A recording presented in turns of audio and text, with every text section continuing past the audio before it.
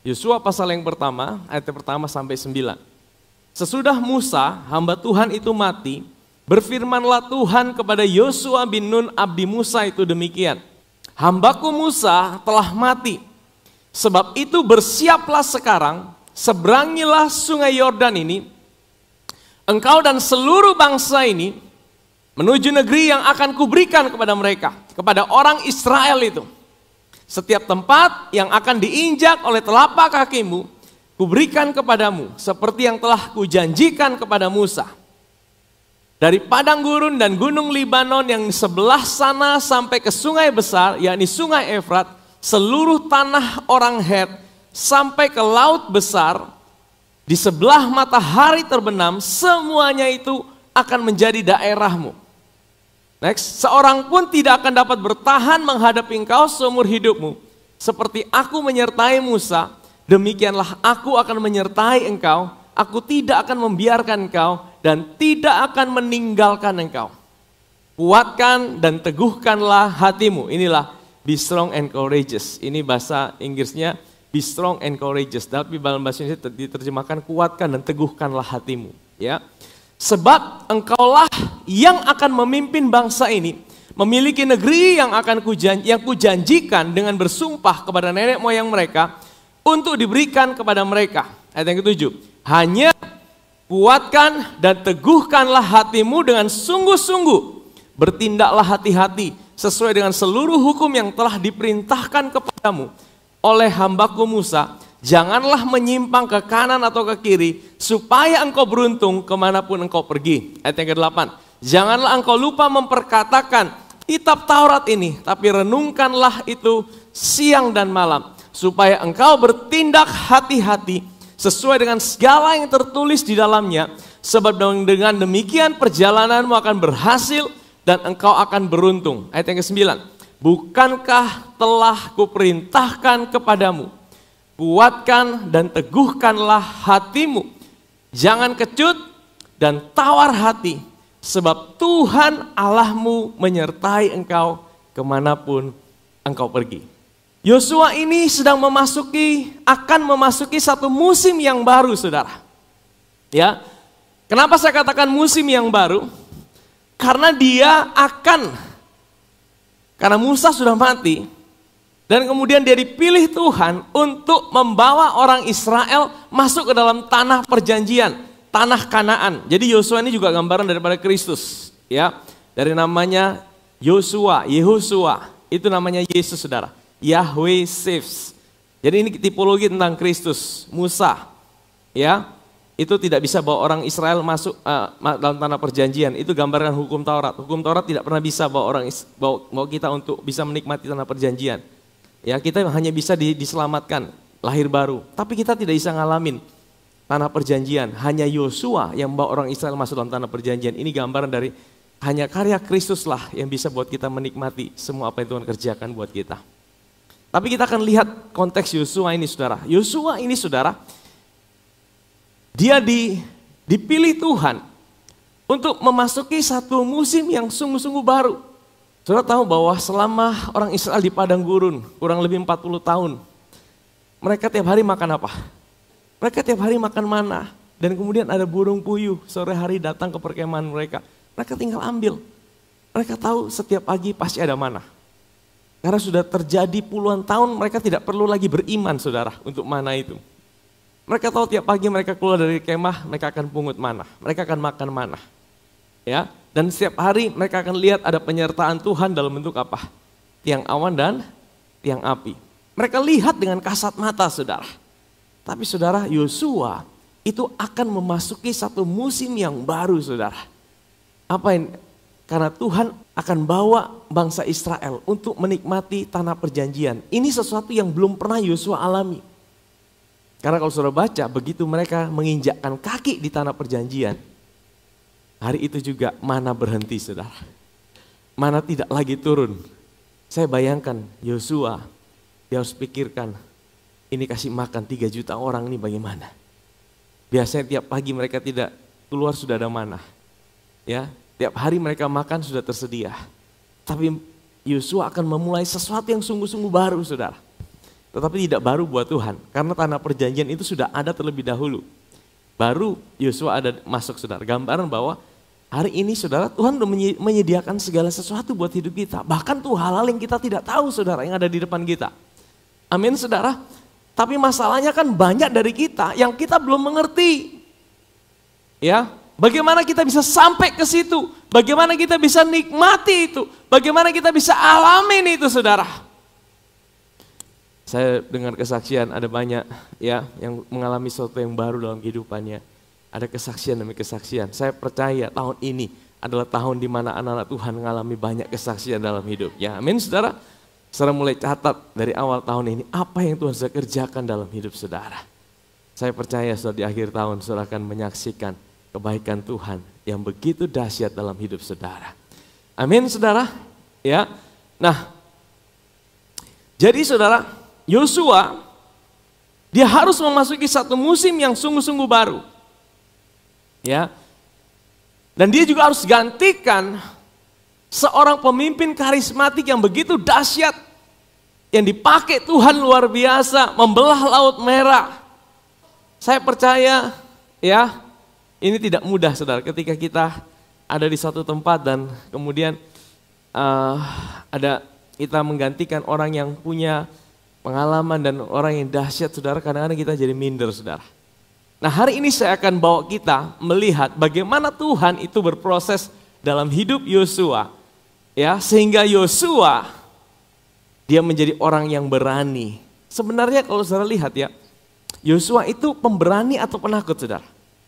Saudara tahu pertama kali nama Yosua muncul itu di mana? Di Keluaran 17. Israel itu berperang lawan bangsa Amalek. Ya kan? Jadi saudara tahu peperangannya bagaimana? Kalau Musa angkat tangan, maka Israel menang. Tapi kan Musa angkat tangan terus capek saudara. Kalau Musa turun tangan, Israel kalah. Seringkali kita fokus di Musa dan Harunnya saudara, betul? Ya, Musa dahsyat, dia angkat tangan orang Israel menang. Dia turun tangan orang Israel kalah. Tapi kita tidak tahu. Ada seorang pribadi yang di tengah medan pertempuran. Dia sedang perang-perang gini, tiba-tiba Musa tangannya capek. Musa kau ngapain ini? Kita kalah ini Musa. Ya, Musa angkat tangan, wah mereka menang saudara. Jadi Yosua itu udah menjadi pemimpin peperangan saudara. Sejak dia keluar dari Mesir, ya. Jadi Yosua ini mengalami 3 musim. Musim di Mesir, musim di padang gurun, dan musim di tanah perjanjian. Dia sempat jadi budak, dia sempat jadi bangsa budak, saudara. Tapi masa lalunya tidak pernah menentukan masa depannya. Ya, dia sempat hidup dalam perbudakan. Tapi kemudian Tuhan bawa dia keluar dan dia dipilih Tuhan juga menjadi salah satu dari 12 pengintai. Ingat itu? Dia mengintai tanah perjanjian. Akhirnya apa? Yang 10 kasih laporan buruk. Yosua dan Kaleb dia kasih laporan, sekalipun mereka adalah raksasa, kita akan telan mereka habis karena Tuhan yang berjanji. Ya, hanya Yosua dan Kaleb yang masuk dalam tanah perjanjian, saudara. Dari seluruh angkatan yang ada, yang keluar dari Mesir, hanya Yosua dan Kaleb. Yang lainnya semua lahir di padang gurun, saudara. Jadi Yosua ini ngalamin 3 musim dalam kehidupannya, saudara. Tapi sekali lagi kita bisa belajar, jangan biarkan masa lalumu menentukan apa yang akan terjadi di masa depanmu. Amin, saudara. Yosua dari bangsa budak, dia ngalamin padang gurun. Tapi dia dibawa Tuhan masuki suatu musim yang baru, yang sama sekali dia belum pernah lihat. Kalau saudara perhatikan, ada 4 kali paling tidak Tuhan berkata, kuatkan dan teguhkanlah hatimu. Ya, itu di ayat berapa saudara? Yang pertama ayat yang ke-6, yang kedua ayat yang ke-7. Coba kita lihat ayat yang ke-6. Kuatkan dan teguhkanlah hatimu, sebab engkaulah yang akan memimpin bangsa ini memiliki negeri yang kujanjikan dengan bersumpah kepada nenek moyang mereka untuk diberikan pada mereka. Ayat yang ke-7, hanya kuatkan dan teguhkanlah. Saudara, Tuhan ulangi. Kalau Tuhan ulangi, bahkan ketiga kali ayat yang ke-9, dikatakan apa? Bukankah telah kuperintahkan kepadamu, kuatkan dan teguhkanlah hatimu. Yang terakhir di ayat 18. Jadi dalam satu pasal saudara, ada 4 kali firman Tuhan berkata, kuatkan dan teguhkanlah hatimu. Be strong and courageous. Jadilah kuat dan jadilah berani. Berarti pada waktu itu kondisi Yosua lagi takut atau lagi berani? Kalau Tuhan mesti ngomong sampai 4 kali, kira-kira dia sedang takut atau dia sedang berani? Kalau dia sedang dalam keadaan berani, tidak mungkin Tuhan ngomong sampai 4 kali, betul tidak? Tuhan kan tahu apa yang sedang dia butuhkan. Jadi pada waktu Tuhan ngomong, be strong and courageous, jadilah kuat dan jadilah berani. Itu karena saya percaya Yosua dalam keadaan takut, saudara. Dia dalam keadaan takut. Ya, padahal kalau kita lihat latar belakangnya, dia seorang prajurit. Dia seorang yang berperang, saudara. Tapi kenapa dia takut? Kenapa dia bisa takut? Kalau mungkin saudara pikir kalau Yosua saja bisa takut, waduh apalagi saya. Tahukah saudara, ini menggambarkan bahwa semua manusia yang pernah lahir di dunia ini, semua pernah mengalami namanya ketakutan. Elia pernah takut tidak? Menurut saudara Elia nabi hebat tidak? Dia bunuh 400 nabi Baal. Dia turunkan api dari langit. Tapi dia pernah ketakutan, saudara. Dia pernah mau bunuh diri. Dia bilang, aku takut. Pada siapa? Isabel. Siapa lagi? Ayub. Ayub pernah takut tidak? Ayub pernah takut, makanya dia bilang gini, apa yang kutakutkan, itu yang menimpa aku. Setiap pagi dia datang kepada Tuhan dengan ketakutan. Dia bawa korban persembahan karena dia takut. Karena apa? Anak-anaknya itu hidup jauh dari Tuhan. Dia takut saudara. Siapa lagi saudara? Esther, ratu yang terkenal itu. Dia pernah takut tidak? Dia pernah takut. Waktu Mordekai bilang, Esther kamu harus menghadap. Esther bilang, aku udah aman kok di sini, ngapain? Akhirnya Mordekai kirim pesan, kalau kamu tidak mau, Tuhan akan pilih orang lain. Dia takut saudara.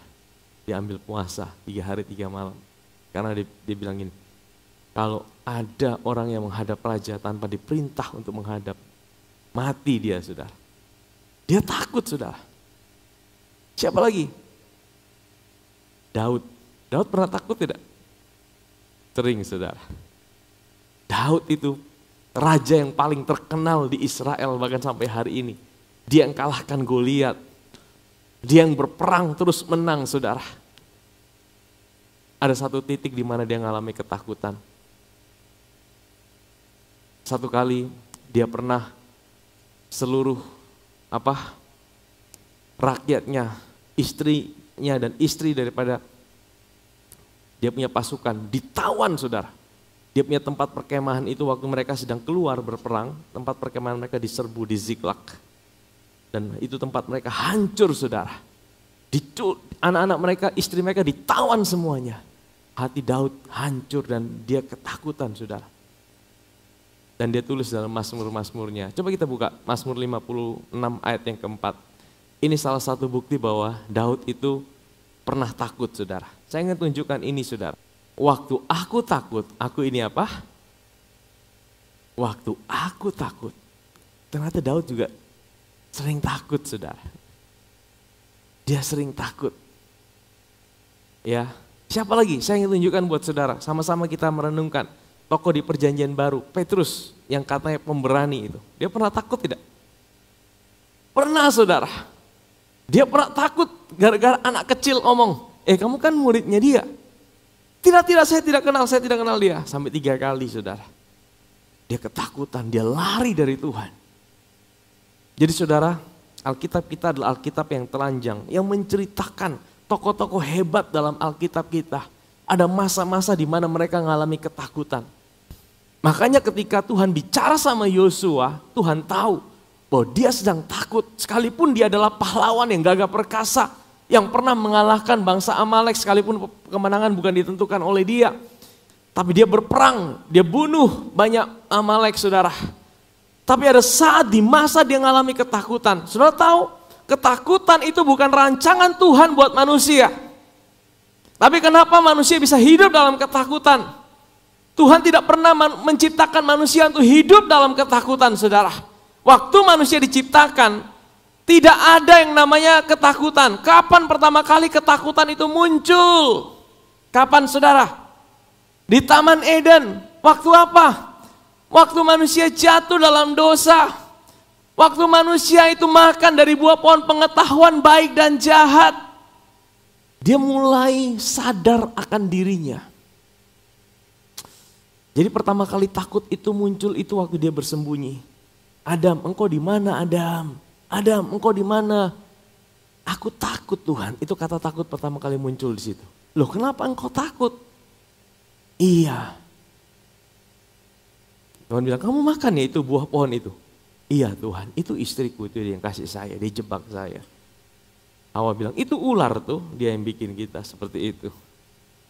Saya tahu, kenapa mereka takut? Karena mereka rasa bersalah.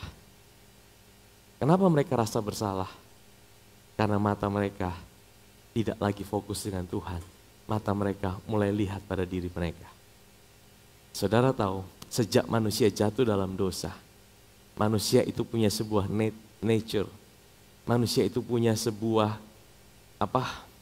nature itu sudah menjadi darah daging mereka adalah ada satu sifat dosa yang buat mereka. Sifat dosa itu apa sih sebenarnya, saudara?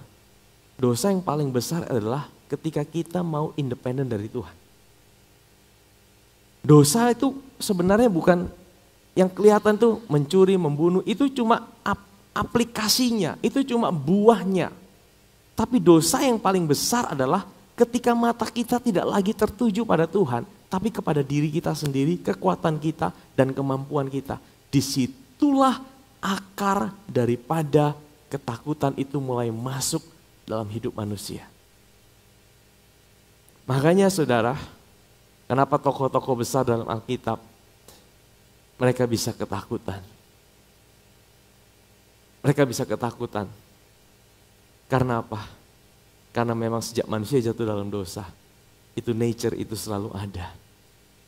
Nah, hari ini saudara, kita akan sama-sama belajar bagaimana mengalahkan ketakutan itu. Sehingga apa, saudara? Sehingga kita bisa jadi pribadi yang kuat dan yang berani. Amin, saudara? Sekalipun kita belum pernah menjalani sesuatu apa yang ada di depan, tapi paling tidak engkau ada kekuatan dan engkau punya keberanian untuk menjalani hidupmu yang ada di depan.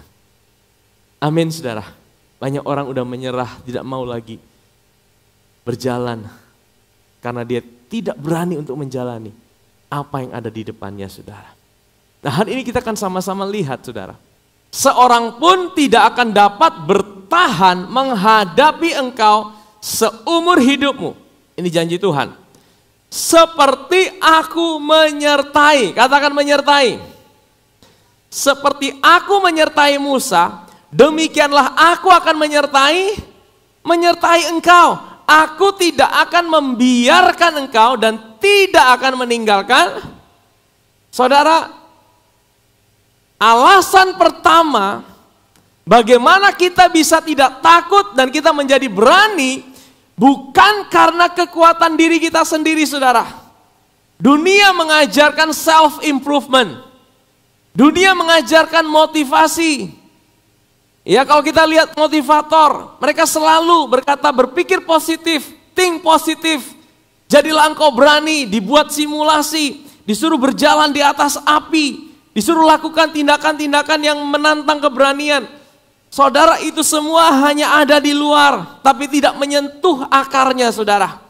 Akar kenapa kita bisa berani bukan dihasilkan dari self-improvement diri kita sendiri, tapi dari satu dasar yang paling pertama adalah kita tahu bahwa Tuhan itu menyertai kita.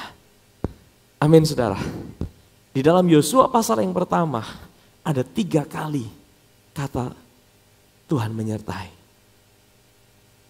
Ya, ayat yang ke-5, ayat yang ke-9, dan ayat yang ke-17. Nanti saudara boleh catat saja. Dalam satu pasal ada 3 kali Tuhan berkata, Aku menyertai engkau. Aku menyertai engkau. Coba kita buka Yesaya 41 ayat yang ke-10. Nah ini saudara, udah muncul. Janganlah takut. Kenapa kita jangan takut? Kita tidak takut bukan karena kita dipengaruhi minuman alkohol.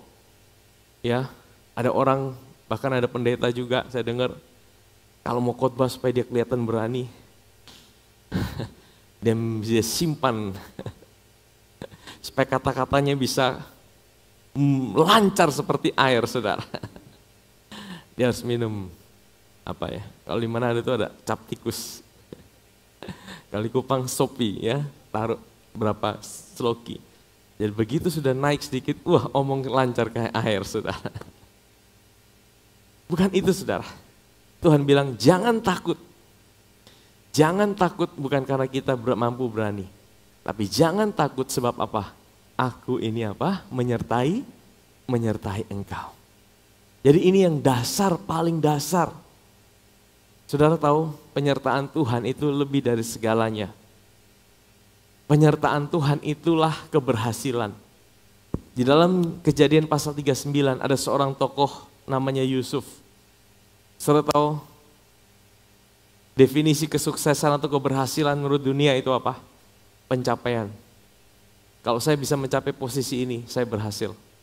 Kalau saya bisa mencapai, saya punya jabatan ini, saya bisa punya keluarga, saya bisa punya ini dan itu saya berhasil. Itu definisi yang ada di dunia.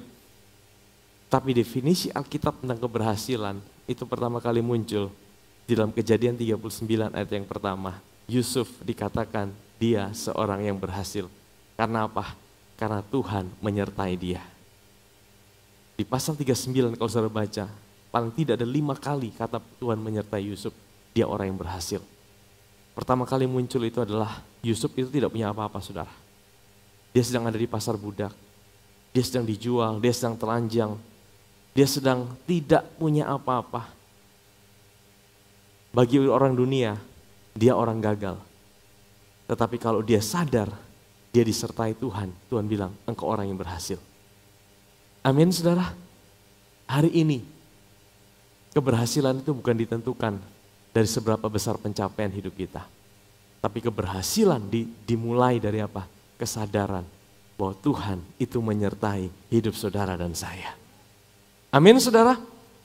Nah, betapa penting arti penyertaan Tuhan dalam hidup ini. Tuhan mau bilang gini, Yosua, kamu mungkin tidak tahu segala sesuatu. Ya. Tapi yang kamu harus tahu, aku menyertai engkau. Di dalam perjanjian lama, saudara, ada begitu banyak kesaksian tentang penyertaan Tuhan. Bagi orang Israel, penyertaan Tuhan itu segala-galanya. Makanya Tuhan itu kalau mereka berkemah di padang gurun, tabut itu di mana? Tabut itu lambang daripada kehadiran Tuhan. Tabut itu di mana? Di tengah-tengah mereka. Tapi kalau pas siang hari mereka berjalan, tabut itu di mana? Di depan mereka. Ini gambaran yang indah saya renungkan ini, saudara. Waktu engkau dalam keadaan baik-baik, Tuhan itu menuntun langkahmu. Dia berjalan di depanmu. Tapi dia bukan hanya berjalan di depanmu. Waktu malam tiba, waktu engkau sedang mengalami situasi yang sulit, waktu engkau sedang mengalami situasi yang berat dalam hidupmu, dia ada di tengah-tengah hidupmu. Dia ada dan dia tidak pernah tinggalkan engkau. Amin, saudara. Saudara tahu, orang Israel itu kalau perang dia selalu bawa tabut. Begitu tabut itu hadir, mereka bersorak, mereka tahu Tuhan hadir di tengah-tengah mereka. Bagi Daud juga penyertaan Tuhan itu sesuatu yang sangat vital. Kalau saudara tahu bagaimana pengakuan dosa Daud kepada Nathan, dia tulis itu dalam Mazmurnya. Mazmur 51, dia bilang gini, jangan ambil rohmu daripadaku ya Tuhan. Jangan ambil rohmu, karena apa? Daud tahu arti penyertaan Tuhan dalam hidupnya. Itu sangat vital, saudara. Bagaimana dengan kita hari ini?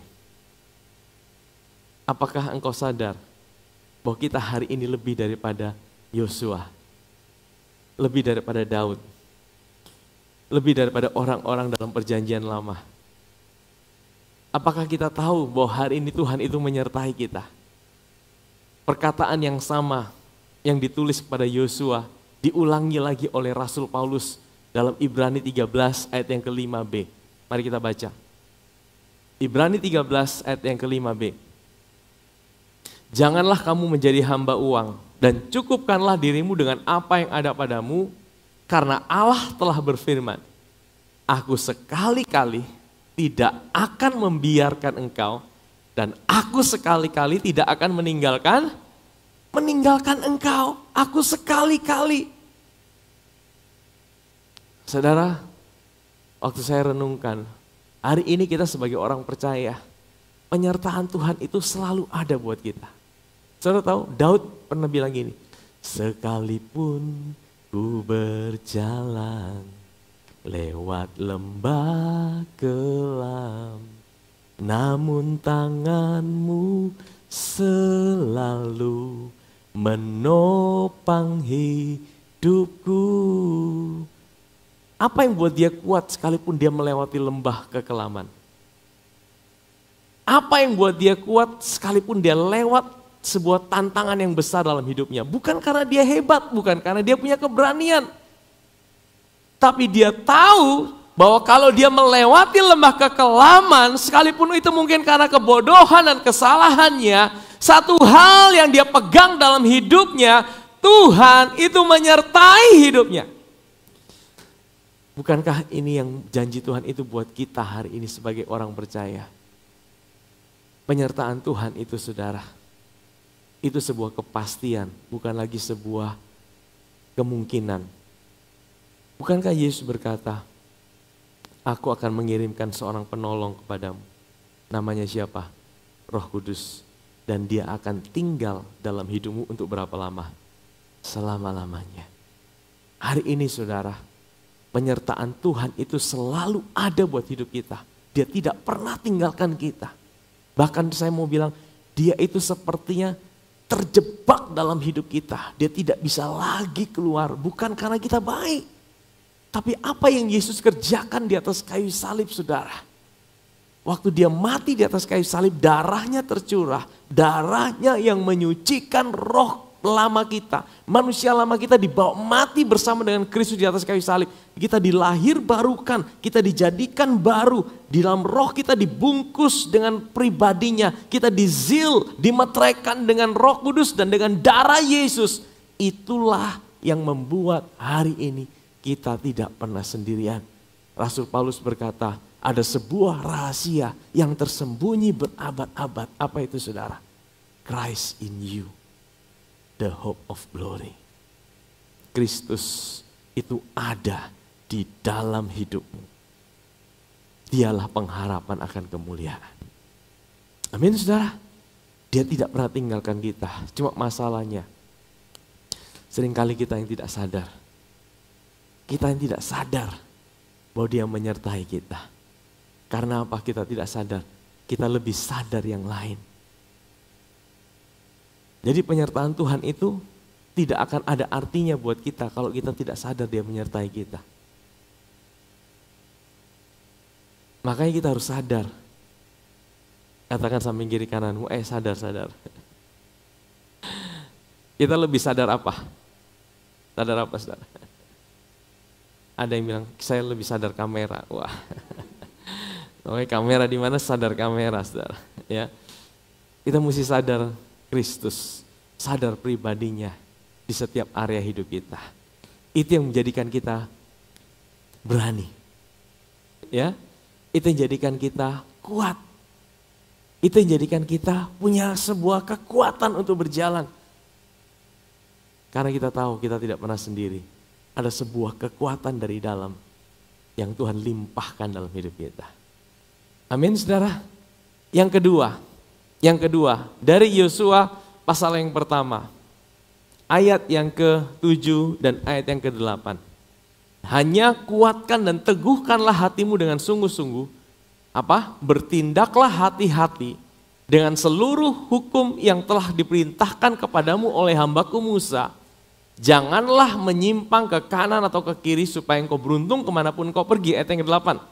Janganlah engkau lupa memperkatakan kitab Taurat ini tapi renungkanlah itu siang dan malam, supaya engkau bertindak hati-hati sesuai dengan segala yang tertulis di dalamnya. Sebab dengan demikian perjalananmu akan berhasil dan engkau akan beruntung.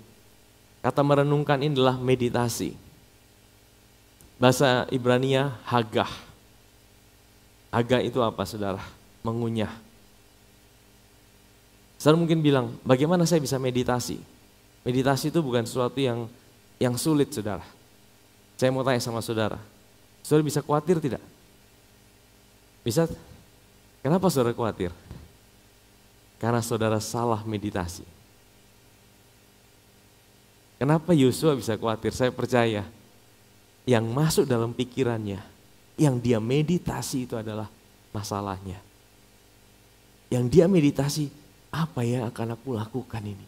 Bagaimana nanti kalau menghadapi, ini kan kita belum pernah berperang banyak. Nanti di tanah perjanjian kita harus perang terus. Gimana ini? Dia bayangkan kota Yeriko mungkin yang begitu besar. Dia bayangkan penduduk-penduduk Kanaan. Bagaimana mereka harus menaklukkan. Mereka belum pernah melakukan itu. Ada begitu banyak pikiran yang buat dia menjadi takut. Jadi saudara tahu, ketakutan itu dimulai dari apa? Kesadaran kita bukan kepada Kristus, tapi kepada diri kita dan kekuatan kita. Waktu saudara mulai sadar akan dirimu, bukankah itu buah pohon pengetahuan baik dan jahat? Waktu engkau mulai sadar akan dirimu lebih daripada kesadaranmu akan pribadi Kristus, disitulah engkau mulai takut, disitulah engkau mulai khawatir. Itu engkau salah meditasi, saya salah meditasi. Dan ini bisa menimpa siapa saja saudara.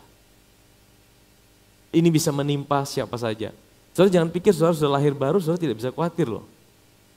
Masih ada orang yang tidak pernah khawatir di tempat ini?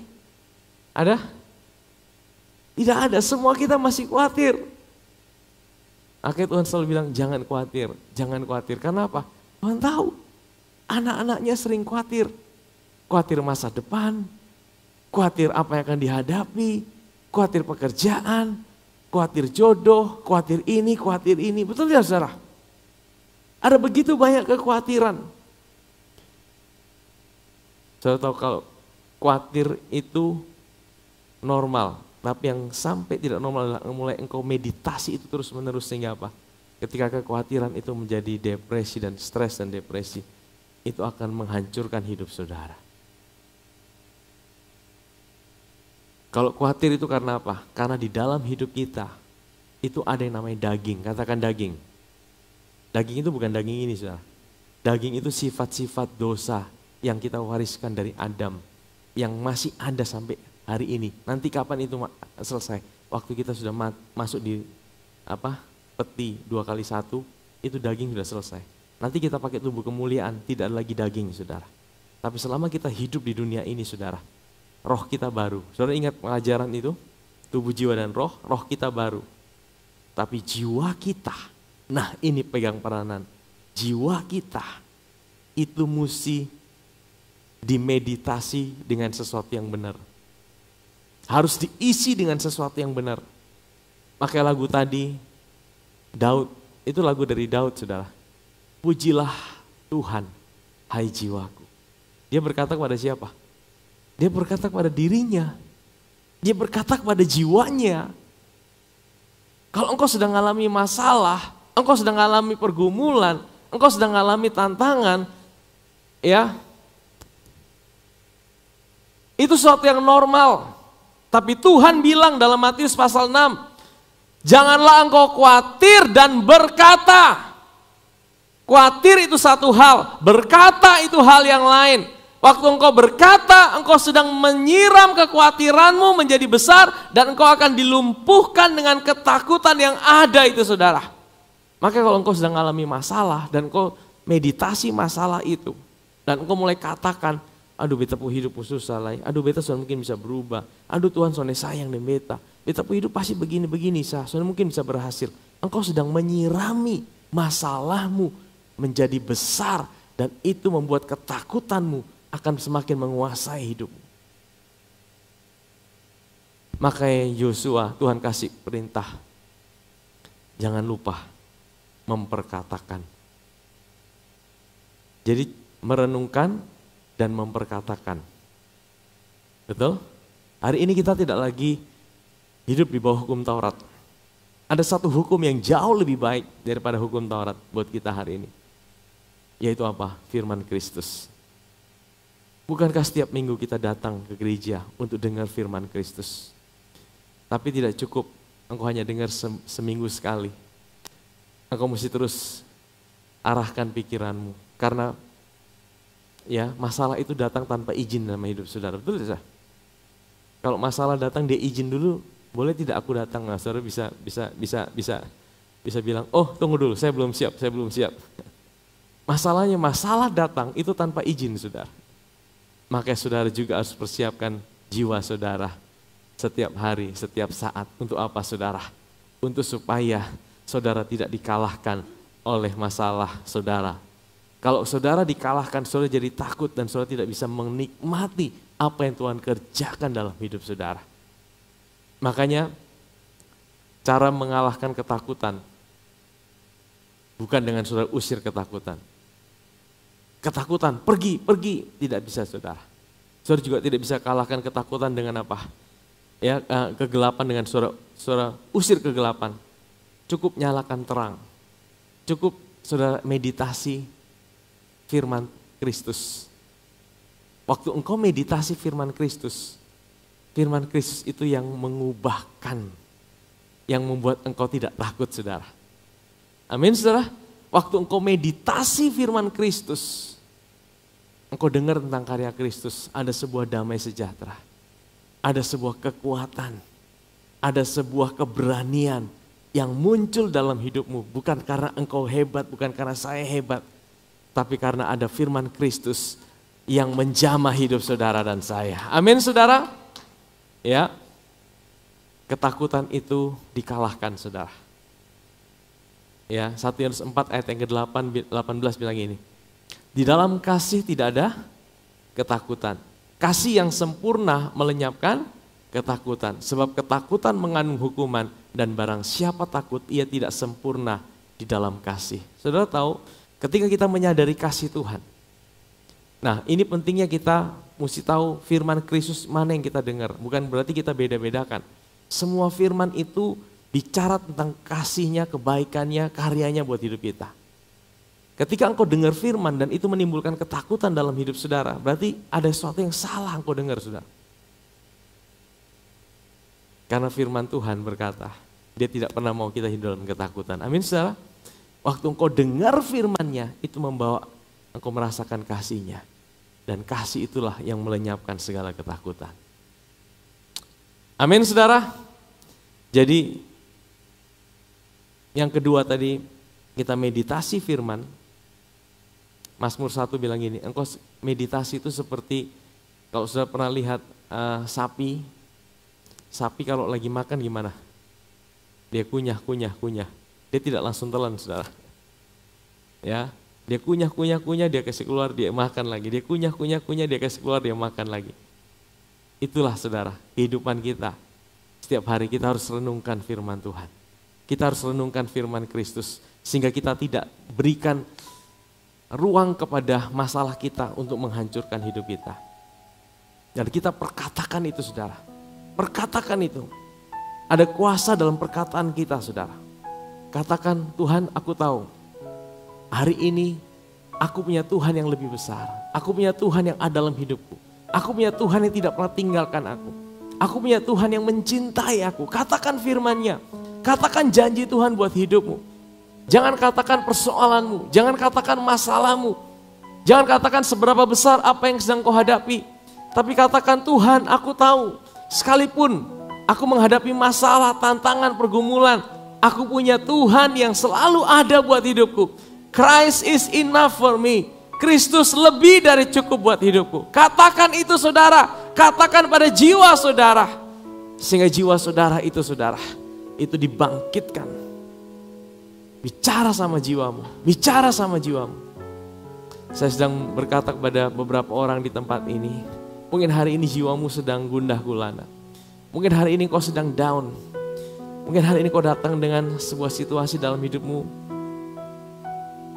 yang buat engkau jadi down. Tapi pagi hari ini saya ajak kita, mari perkatakan sesuatu yang baik buat hidupmu. Perkatakan janji Tuhan. Perkatakan bahwa Dia Tuhan yang ada buat hidupmu. Amin saudara.